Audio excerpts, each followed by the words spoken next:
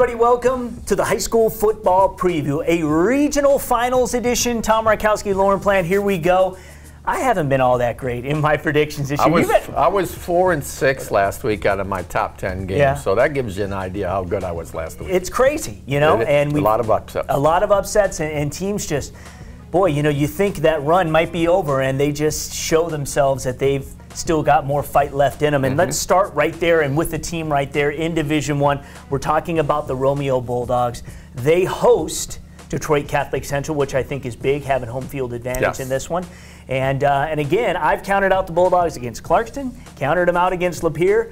I don't know if I can count them out against Catholic Central. This is really tough, but CC just put up a ton of points. Granted, they gave up a ton of points against a very good team, but Novi. Yeah, they could score Novi. But you know, the Bulldogs have really surprised me. I'm with you. I picked them against. I picked Clarkston, and I've had Lapeer last week too.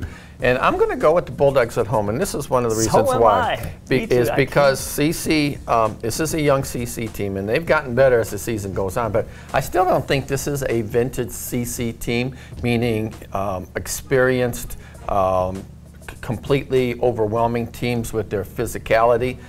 They have been physical, but they gave up 35 points last week, and Romeo can score. I think Romeo's athletes are every bit as good as Novi's athletes, so I think they're going to score some points. And also, they're playing on grass, and I know that doesn't mean much to some. It's harder to go from turf to grass than it is grass to turf. And CC, I don't know if they played on grass this year. Yeah, conditions are supposed to be kind of mid-50s, but windy. Right. Not really any precipitation for Friday night, but I think there is a home field advantage. We shall see. We're taking Romeo, and we don't need to really talk about this game, but we both feel that Grand Ledge should get by Rockford. Romeo against Grand Ledge. If Romeo beats CC, I'm going to like Romeo in that game as well. Wouldn't that be something? That would be outstanding. They've never won a district before this year. That would be great to see the CC.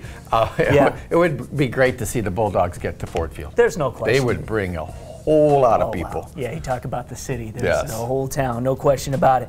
Let's talk about Division II, and obviously the big game in Division II, and that is Muskegon at Lowell. That's a heavyweight. I mean, before last year, I believe it was 6 straight years that they played each other in the playoffs. In each of those 6 years, that team got to the final. So that's 6 years in a row is either Muskegon or Lowell in the final. That just shows you how really, really good those two programs are. And this, I really think this could be the best game of the day in any division. But I think most people might pick Muskegon because, bang, they knocked off Mona Shores. But Muskegon's been a little bit up and down. They really mauled teams that they should beat, but in teams that they had trouble with or should be close games, they haven't always played their best. Lowell has won every game since they lost to Walled Lake Western in that opener that I was at, and that was a game they came this close to winning, and I think that still sticks with them. I like Lowell in this game. I like mighty Muskegon in this game. I think what they proved last week. And they won pretty convincingly. Yeah, they did at the end. Pimpleton is something else behind under center. There was a low-scoring game that they made the plays at the end, which they sometimes haven't been able to do in other games. I mean, I bring up the Orchard Lake St. Mary's state final last year that Muskegon couldn't get it done at the end of that game. So, but they did get it done last week. So it'll be a great game. It's great, two great coaches. Yeah, it'll be really good. No doubt about it. In Division III, I think probably the most competitive game that Orchard Lake St. Mary's is going to get on this run might be this week in St. John's. Yeah, what are your thoughts? I think to this point, this will be their toughest game because St. John's does play a pretty good schedule. They come out of that Lansing conference where they played DeWitt and Mason, and they upset DeWitt last week. So, and they play a physical brand of ball, St. John's. They like to run the ball. They want to pound it. If they can control clock, maybe they can, stay in the game early. But I just think St. Mary's has got too much team speed, and I think it's easier for a team like St. Mary's defensively to say, okay, you run the ball, we're going to take that away from you. We're going to force you to pass. So I actually think St. Mary's is going to get them by about 17 in this game. Yeah, and St. Mary's has lost. They have lost at home, and that was to De La Salle early in the season. I think they can draw from that. They know what it feels like to lose. They've been challenged, and they've stepped up big time ever since that performance. and I think that they will roll in this one. And I think that actually did them well, and maybe everybody else in Division III poorly, that they got their butts handed to them in that game, because they really turned their season around. How about your thoughts in Division II and East English and Detroit King on Saturday? I like King, and before I picked East English to win that game. They lost 20-15 to King, and the reason I like King more so this time is their offense was not awake in Week 3 when they played that game. Their offense is much better this time of year. They've really made some improvements. They've got their receivers more involved. And I know it's going to be a windy day that Saturday, but I think they've got enough. I don't think it's going to be a touchdown game. I think it's going to be more. In Division 4, and everybody likes to talk about Detroit Country Day because that's what we do every year. I mean, and they are playing as well as they have in recent memory. They're 10-1. I think they'll beat Milan. I do too. You know, but I think what a lot of people, if you don't follow high school football tightly, don't realize what Zeeland West is doing this year. Yeah, Zeeland West is just tearing everybody up. And it would be actually more interesting if somehow they would have been in 3, so we could have maybe had them play, no offense to Country Day, should they play Zeeland West in the final. But it would have been neat to see Zeeland West play Orchard Lake St. Mary's. Zeeland West just has not been tested. And they're playing a team this week that they thumped by like 35 points earlier in the season. So yeah, how about on D5 before we wrap it up? Buchanan and Ida, 2 undefeateds going at it. You know, our show president Lou Batanti has Buchanan in the finals. Ida has never been to the finals. Buchanan has never been to the finals, and they're both undefeated. They're really having, you know, their quote-unquote year of their program. I like the blue streaks at Ida. I just kind of like the teams that they beat that normally would, you know, progress throughout the playoffs.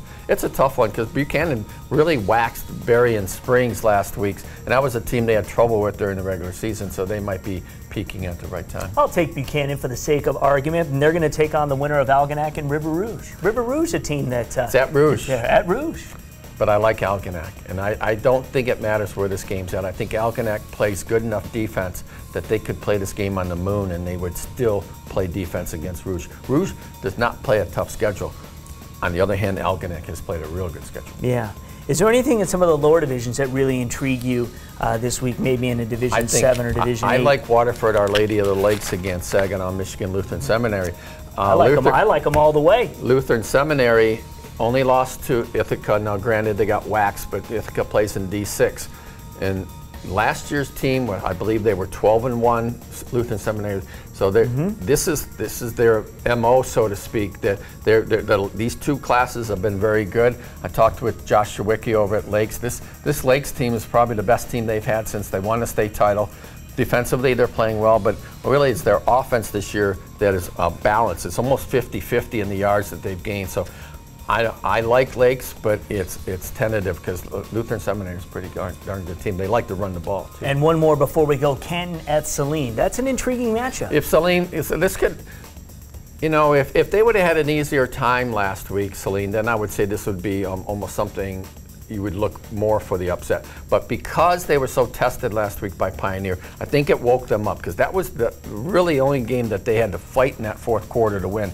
And I think in practice this week, Saline's going to get themselves geared up mentally more for this game than they would have otherwise. Well, Canton knows how to win tough on the road. They did it at an undefeated Northville team last week. And then Canton's playing very well. I would not be surprised to see Canton win, just be the style of offense that they have. Yeah, it's going to be interesting, sure enough. And regionals are always a great time. Make sure you try to get out and catch one of those games. There's a ton of them this weekend. And again, the weather should cooperate for the most part. And there's some really, really good matchups. A lot of times we'll look back at regionals and say, wow, those were the games that we talk about when we think about the playoffs of that particular year. So make sure you check it out. And the bulk of most of the games we talked about, you're going to be able to see on State Champs this Sunday. We've got an hour-long show, runs from 9 a.m.